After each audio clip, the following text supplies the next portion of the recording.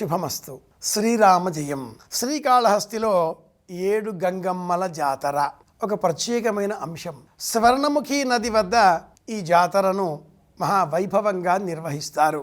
జాతర, ఊరేగింపు, ఉత్సవం అధిక భాగం మనం పరిశీలించినట్లయితే ఈ శబ్దజాలం అంతా కూడా స్త్రీపరమైన దేవతాకంగానే మనం చెప్పుకోవాలి.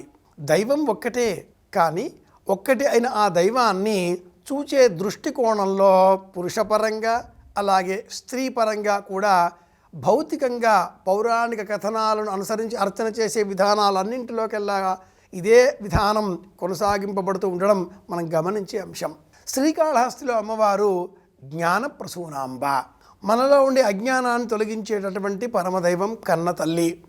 దక్షిణ భారతదేశానికి సంబంధించి ఏ ప్రాంతంలో ఎక్కడ ఏ నది ప్రవహించినా ఆ నదిని దక్షిణ గంగా అని సంబోధన చేయడం, ఆ నదీ తీరంలో వరిసిన శివాలయాలు, శివక్షేత్రాలను దక్షిణ కాశీ అని సంబోధన చేయడం, ఇది కూడా మనం గమనించే అంశం. నీటికి సంబంధించిన విలువలను కాపాడే నిమిత్తమై గంగను పూజించాలి. గంగా గంగేతి యో బ్రూయాత్ యోజనానాం శతైరపి ముచ్యతే సర్వపాపేభ్య విష్ణులోకం సగచ్చతి. గోదావరి 7 పాయలలో ప్రవహిస్తుంది. కృష్ణానది 5 పాయలలో ప్రవహిస్తుంది. తుంగభద్ర 3 పాయలుగా ప్రవహిస్తూ ఉండగా కావేరి ఒకే పాయగా ప్రవహించడం మనం గమనించే అంశం. ఇందులో నదులు ఏవైనా, నదులలో కలిసేటటువంటి ఇతర జలాలు ఏవైనా అన్నింటినీ కూడా సప్త అన్న విభాగంతో సంబోధన చేయడం ఆర్షధర్మం మనకు తెలియజేసిన మరొక అంశం. గ్రామ దేవతలను మనం పరిశీలించినట్లయితే సప్తగ్రామ దేవతలు అన్న పేరిట విశేషంగా తెలంగాణలో కూడా కృష్ణానదికి సంబంధించిన బీచుపల్లె తదితర ప్రాంతాలలో కూడా ఇలా 7 గురుగులను వరుసగా పెట్టి పూజ చేయడం గమనిస్తూ ఉంటాం. 3, 5, 7 ఈ సంఖ్యలో గ్రామ దేవతలను పూజించాలి. అంకాళమ్మ, పోచమ్మ, మైసమ్మ, మరిడమ్మ, మారెమ్మ, ఎల్లమ్మ ఈ పేర్లతో 7 గ్రామ దేవతలు అని మనకు గ్రామ దేవతలకు సంబంధించిన అనేక కథనాలు ఇలా తెలియజేస్తూ ఉంటాయి.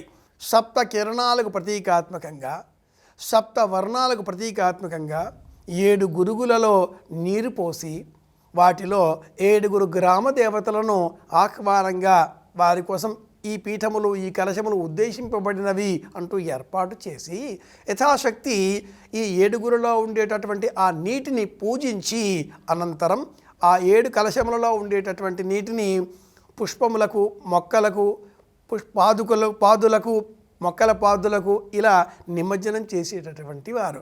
సమీపంలో ఒక బావి, నది ఉన్న ఎడల ఈ గురువులలో ఉన్నటువంటి నీటిని ఆ బావిలో కూడా అర్పించి లేదా ఆ నదిలో కూడా అందులో పోసి ఈ నీటి వలన ఆ నీరు కలుషిత స్వభావం అంతా కూడా తొలగించుకొనుగాక జలశుద్ధి అనే సంకల్పపూర్వకంగా ప్రాచీన విధానంలో ఇలా పూజించేటటువంటి వారు.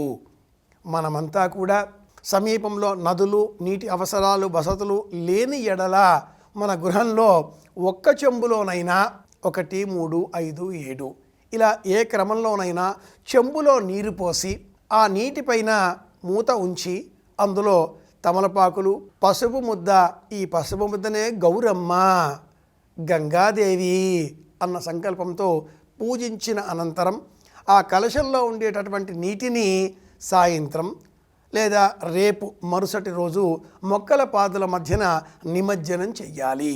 ఈ వ్రతం ఉద్దేశ్యం నీటి విలువలు ప్రపంచానికి తెలియజెప్పడమే. పరమేశ్వరుడు పార్వతీదేవికి మాత్రమే భర్త. తనను వేడుకున్న ఆ గంగా నదిని శిరస్సున ఉంచి రక్షించాడు. ఇలా మాత్రమే గుర్తుపెట్టుకుందాం. కాళహస్తి క్షేత్రంలో ఘనంగా నిర్వహించే ఈ జాతర విశేషాంశాలను అవకాశం కొద్దీ తెలుసుకుందాం. అందరికీ నీటి విలువ గురించి చెబుదాం. మళ్ళీ కలుసుకుందాం. శుభమస్తు. శ్రీరామ జయం.